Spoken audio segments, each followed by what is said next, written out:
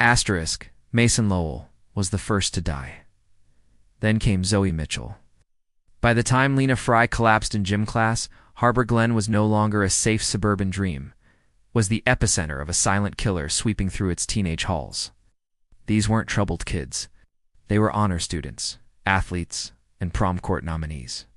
Known for its tree-lined streets, excellent schools, and weekend soccer tournaments, it was the kind of place where parents felt safe raising their kids. But behind the perfect lawns and well-lit cul-de-sacs, something deadly had taken root.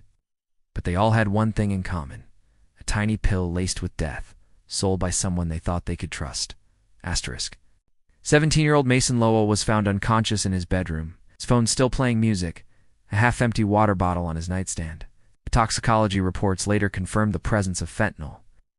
After a sting operation involving a fake buyer account, law enforcement finally got a break. Instead, they found something even more shocking: a lab run by 3 teenagers.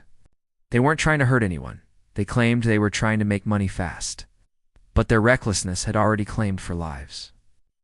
Authorities charged them with multiple counts of manslaughter and drug trafficking. The mastermind was 19-year-old Trevor Knox, former chemistry honor student who had dropped out the year before. Using knowledge he'd gained from AP classes and tutorials online, Trevor had taught himself how to press pills and cut them with fentanyl bought off the dark web.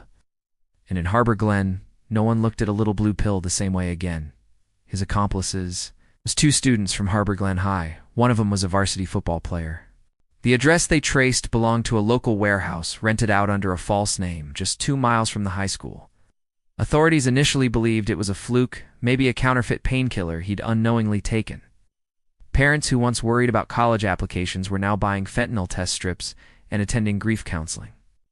The school installed Narcan kits in every hallway. The community mourned and moved on.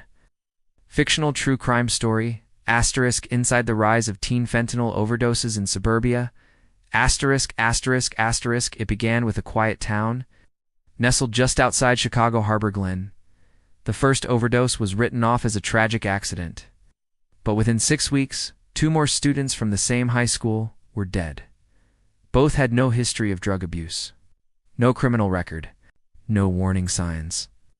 Their parents insisted they were good kids because they were, posing as a seller of study meds and relaxation tabs. Ghostrix had been distributing fake pills disguised as Xanax or Adderall, laced with lethal amounts of fentanyl. Each death followed the same eerie pattern: sudden collapse, no struggle, no obvious signs of trauma. When a 4th teen, 15-year-old Lena Fry, was rushed to the ER after collapsing during gym class, the town finally woke up. She survived, but barely. Her blood tests also revealed fentanyl. Investigators dug deeper. All the victims were connected through social media, specifically encrypted messaging apps, where they had each communicated with someone going by the name Ghostarks. Detectives traced the app activity back to a burner phone. Inside, they didn't find the cartel operation they expected. The lab was clean, quiet, and efficient. In the aftermath, Harbor Glen was left shattered.